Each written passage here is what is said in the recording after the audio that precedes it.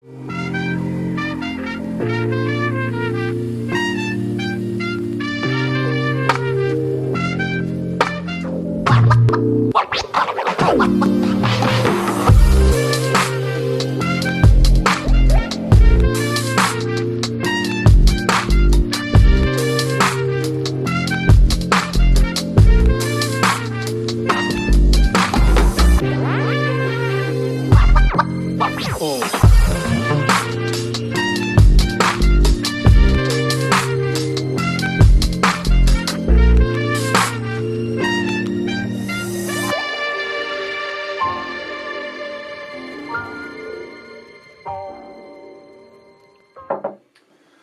to our latest edition of Walnut Grove Cultural Conversations, where two local pastors take a look at current events through the lens of hopefully a Christian worldview.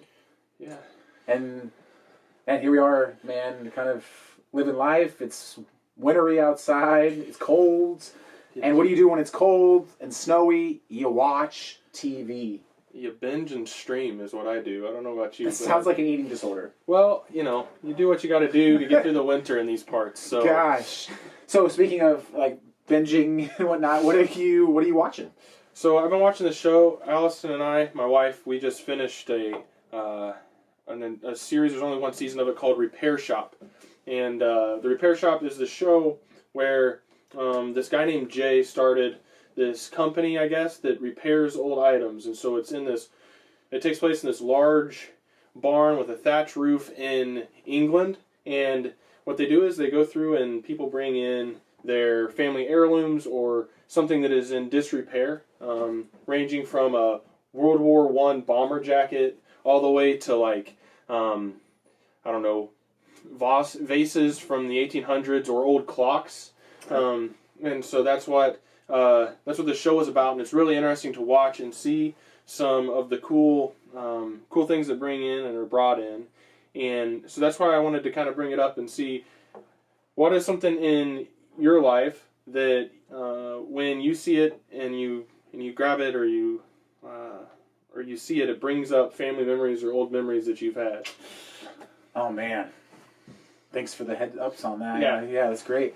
No, I don't really have a ton of those items. I mean, our family, like, we had cheap things because we were going to break them. I mean, we got twin boys running around, and so there's nothing like no end table or something like that survives. I think maybe the closest thing would be Christmas ornaments. Okay. We got some Christmas ornaments with family pictures in them and dated, and I just take those out of the box every Christmas, and I'm like, gosh, remember when I had those glasses in our family? Yeah. Like, it looked like this and was doing that, and it takes me right back. Yeah, my wife has, every time we open up the ornament box and you get the smell of Christmas is past, she has this ice cream cone that she decorated. It's an ice cream cone.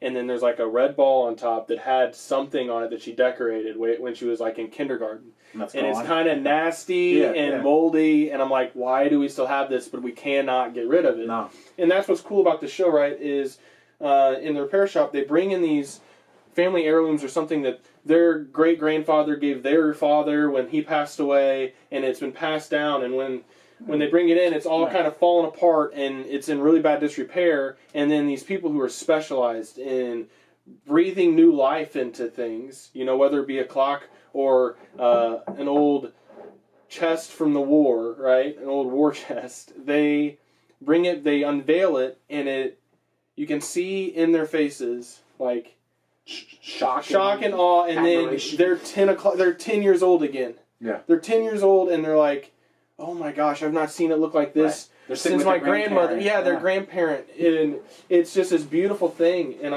And so we've been watching that, and I thought maybe we should talk about that on this show, because there's a few things about that show that I think are takeaways, this concept of the Repair Shop. And the first was this, is that in the intro of the show, the guy, Jay, who started this whole thing, he makes this comment that the things we buy today are easily thrown away.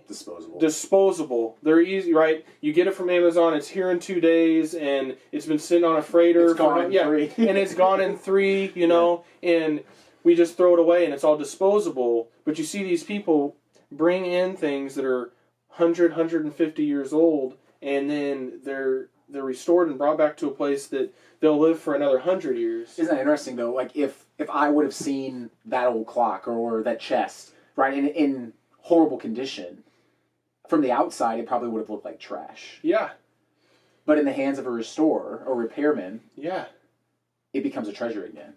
Yeah, that's neat. It is cool, and you get to see this restoration, right, of these beautiful things that in the hands of a good physician, right? Yeah. And so that's really cool to see. And then it makes me think about, when it comes to the church, since we're looking at this through the eyes of two local pastors, of the temptation is always to seek the new thing, to find the new trend, to do the next the thing that's working, that's getting the biggest churches that the mega churches are using, and applying that to our context, and then going. And what we see is sometimes the old things, if it isn't broke, don't fix it. If it isn't broke, like maybe this thing that was brought in the repair shop is seen life, is beat up and tattered, but it just needs some attention to be brought to new life today. Yeah. And I think that applies in the church too, There's oftentimes, I hear my in-laws and my grandparents sometimes talk about this, if they judge things by value, and our generation oftentimes judges things based on convenience. Yeah. And when you change that metric, you often get things that are convenient, quick, but also disposable. Yeah. Where they had things that cost something, that required some sacrifice usually to get, especially if you're Depression era, right? You did not buy things on credit. Yeah. And yet it lasts for 2 generations, 3 generations, hopefully, right? Yeah. This duration. And beyond. Yeah, and beyond. So there's that side of it. But as you're bringing this up, I'm thinking about it from the other side too, of what a picture of what the church is meant to look like. Right. Where it's not a bunch of people who all can do the same thing. You said this guy Jay has people who do everything? Yeah. So underneath this, in the same building, right, there's someone who is specialized in doing reupholstery, and there's another guy who's like my age who is a woodworker, and he's really good at doing woodwork. And then there's another guy who works on clocks, and he sits there and meticulously breaks down mechanisms. It's really fascinating. He's a clock worker? Yeah, he's a clock worker, which is technically called a horologist. His name is Horologist Steve. I didn't know that, and you can look it up. I will put it down here. Horologist, how it's spelled. Yeah. But you're not going to find that in Sarah Bush Lincoln's list of doctors. There's no horologist waiting to treat you. That's true, but for clocks, yes, there are. And the clock doc. Yeah, the clock doc. Well, what's really crazy is they're so specialized, and you see them just knowing, especially the pottery, the lady who fixes pottery,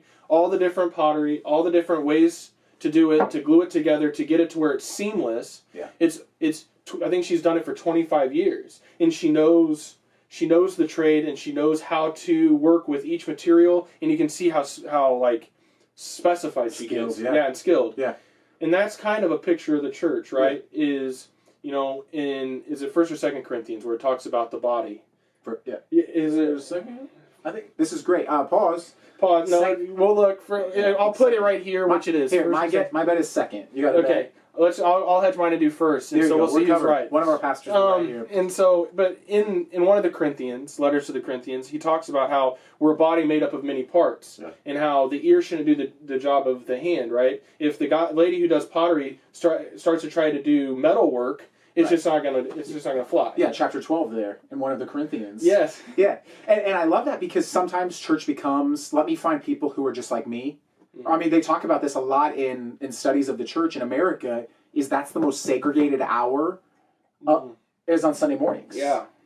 And so, man, what a picture of finding other people who are diversely talented than us and have other passions than we do, but we come together unified around restoration, being repairmen and women. Yeah, the church is not a country club, but it's a hospital for the sick, right? And I think that that's something that can get lost if you don't realize that you're just focused in on one person's gifts and abilities, and then trying to use them. That kind of happens a lot in small churches too, where you have the pastor who is doing everything. He's bouncing around and he becomes a master of nothing. A generalist, and he's able to do all these different things okay-ish.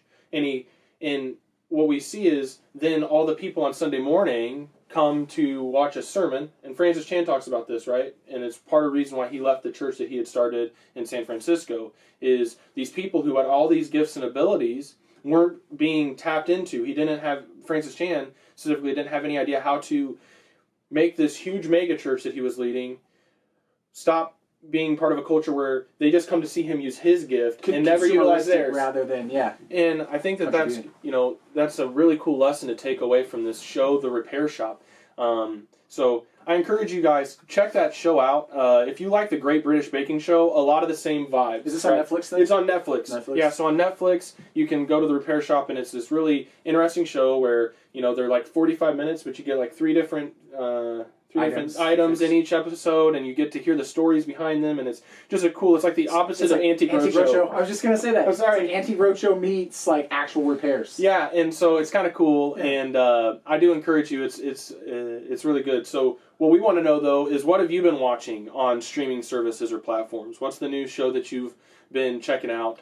And I think second question, if you want to go this direction, is what is the item, the family heirloom in your family that you look at and instantly emotionally tied to, or has a great family story?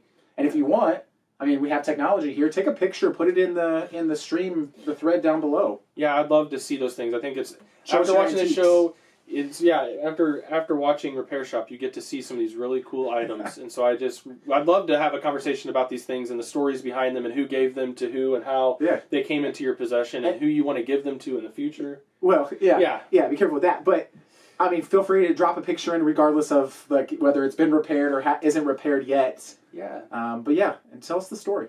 Yeah. So with that said, we hope that you're blessed, and we'll see you guys next time. Cheers. Cheers.